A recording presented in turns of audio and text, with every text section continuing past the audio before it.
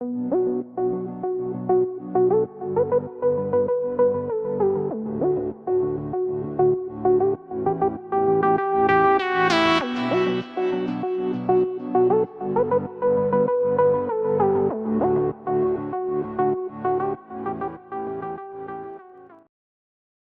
morning.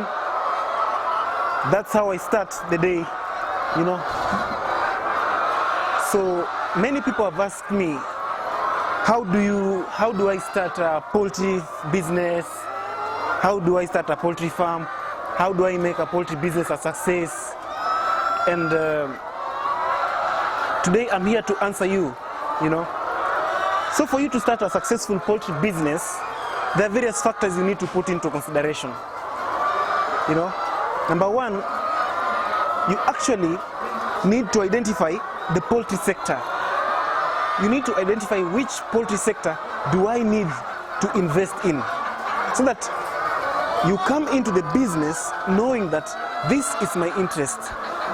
So actually the poultry sector includes something like, we have the egg sector, we have the meat sector, we have actually feed production sector, you know, and we also have the sector for processing of meat and eggs. So once you identify the sector, then you develop something called a passion. You have a passion, you build it continuously, and then you get ready into the thing. You actually need to have a strategy. This thing is all about strategy. Nobody should just tell you that you wake up, you know, in the morning, and because you've seen somebody is running a successful poultry business, you don't know how they got there, you don't know how long it has taken them to get there, and you just end up saying that, oh no, I have to do it, and I'm going to start also my poultry business, and it's going to work. No, it doesn't work like that.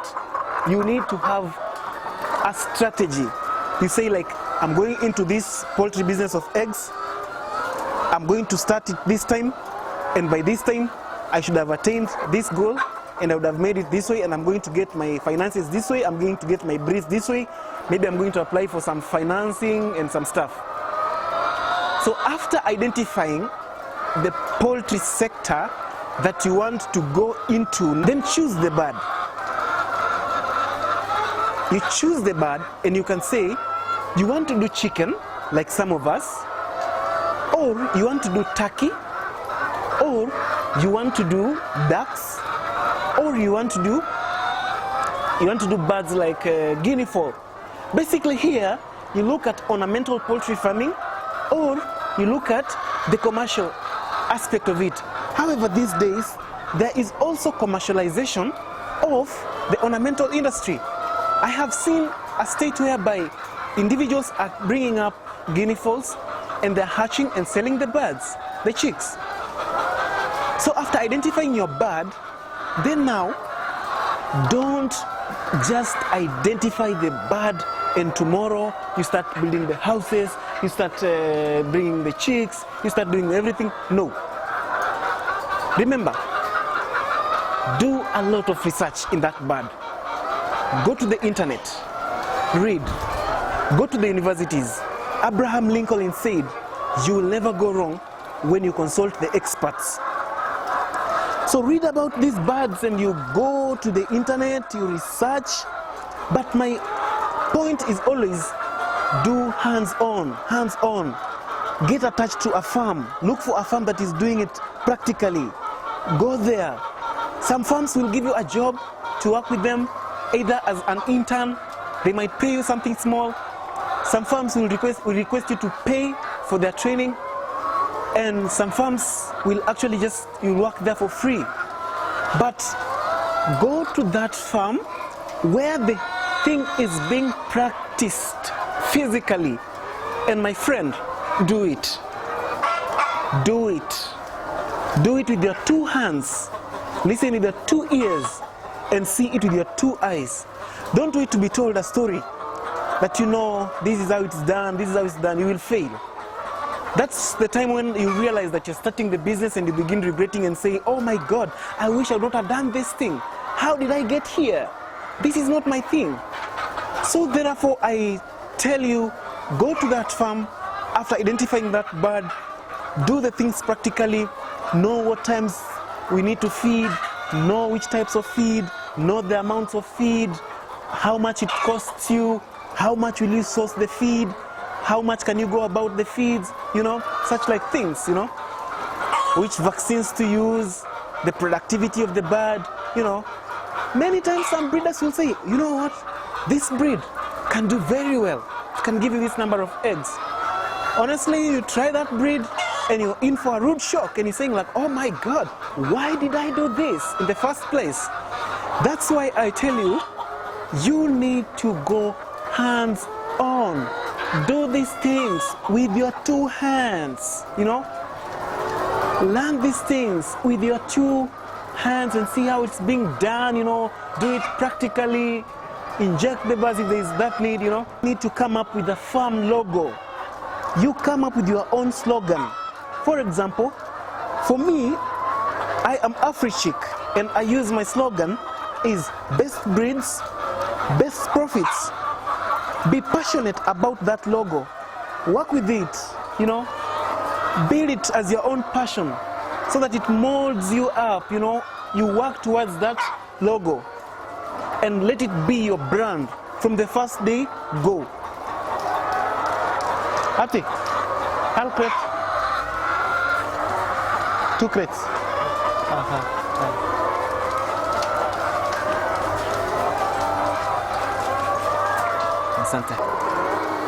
Then identify a location. I always advise you as a farmer or you as an upcoming farmer to identify a very suitable location for the setup of your farm. The best locations are actually, if you are doing, for example, you're doing eggs or you're doing meat, is close to a town, close to an urban center. Set up your farm near an urban center. Why? You are setting up your farm near a market. Location is very important also because don't set up a farm in a place whereby there are so many farms or there have been farms before and then maybe there have been perennial diseases and they are still there and then they come and whip or swipe your flock. Location is also very important because there are some breeds that you could be wanting to keep or that type of bird that you want to keep could not be suitable with that climate of that particular location where you could be just wishing to put your birds. So it's very important that you identify the correct location so that you have a cheap, affordable location that is very strategic to set up your farm. Number 5, financial aid. You need to be a bit financially stable, if not financially stable, in order for you to honestly venture into this business of poultry farming. You can either seek loans from banks, and if you're not in a position to seek a loan, actually the best solution is you to partner with others like us, like me here. Partnerships have always been the best option because you spread the risk and you get the financial muscle. Now you have the finances, you have a very good location, you have chosen the bird, you have done the thing practically, you have a bit of knowledge, the practical knowledge. So what is remaining? To set up the business. That takes me to the next point. Number 5, actually number 6. You then need to get experts. Have the experts at hand. You can either hire them permanently or you can seek their consultancy services. This will help you in our next step, that is setting up the farm. While setting up a farm, you need a design. You need a design of the farm. This is where the offices will be. This is where the hatchery will be, or this is where the egg collection center will be, and packaging. An expert will always help you to set up the farm. For your information, an expert in the industry is not necessarily a vet. These days we have got agribusiness experts. Those are the best people who will advise you because they have the knowledge of the farming and they have the knowledge of the business and they have the knowledge of the marketing. So these are the best persons you ought to consult. So they will advise you on which modes to do. So basically now you get an expert to advise you on your financial planning and how to build the houses, which designs, you know. After building the houses, then we go into our next step, recruitment. You then need to get to recruit your staff. Because you are a starter, never ever go for staff that are coming to work on your farm for the first time. In short, never go for staff that is not experienced. That is equal to committing suicide. You know what? You are all new to the game. So because you are all new to the game, then your project is going to be an experiment. Then why should you experiment with your finances? And this is something you've sought a loan, or you've borrowed money from your friends, or you've partnered with somebody else and convinced him that there's a big return in this industry. Don't do that risk. So advertise or go to other farms, seek for some trainees, employ persons who have experienced, who are casuals, that are affordable. You can be able to pay them something at your range. So after hiring your experts or semi-experts, then you go ahead and buy equipment. After hiring your experts, then you go to construction. Now you want to commit your finances, you know. Commit your finances now, start setting up the farm, build the houses, some people will want to start with very big houses, you want to build. You can use simple structures, actually for me I prefer temporary structures or simple affordable structures. And then you move from one step slowly to another step. You don't just build, you're starting and you're building a very... After building the houses, then go to the next step. Buy equipment. That means you need to have the required feeders, have your feeders in place, the enough sizes. Remember you have baby feeders for the chicks and you have big feeders for the pullets and the cocks. Then get your drinkers. Buy your drinkers, enough drinkers, have them in place, fill your pharmacy, because I'm sure by that time now you'd have already gotten an expert who is part of the team, would be someone with knowledge in the poultry industry and the medication. That is an animal science expert. So after having your equipment ready, you've bought your feeders, you have bought your drinkers. Then you go into a very critical stage.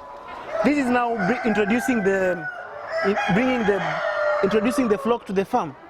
You don't necessarily have to buy day-old chicks, because buying day-old chicks, many people will think that you buy day-old chicks and start. No, you can start by maybe buying you can start by buying either chicks that are chicken that are at growing stage or guinea fowls that are at growing stage, but don't buy birds that are at point of lay. Don't buy birds that are already laying. Buying birds that are already laying, someone could sell you birds that he or she is culling, and you're here buying the birds, you're happy, you're going to start with the money at your table. No. Buy birds that have already been weaned, so they are either at growing stage or they are at POL, point of lay. So that is a good flock you can buy for yourself and you'll be good to go. So you have the birds on the farm, you have the experts, then start slowly and grow towards somewhere. The final step actually now is looking for a market.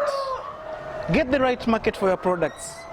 And by saying that you get a good location for the farm, that is building the farm at least close to getting the farm close to an urban center, that means at least you had some hopes of a good market. So by doing that, at least you have a market, and do marketing. Go to the internet, market the product, market your produce and market your farm. You know, you could get money from various angles of the industry. You could not necessarily get money from, you know, selling meat, selling eggs. You could get money from consulting, you know, visits. When people visit the farm, they pay something. You know, when some students come to the farm to do some practicals, they could part with something small. And then you could generate income from several angles. Then you can perfect your business. By perfecting your business, you can also win awards. Awards don't come for free. Awards come with sweets. So that is my main, actually, advice to the starters. And it will be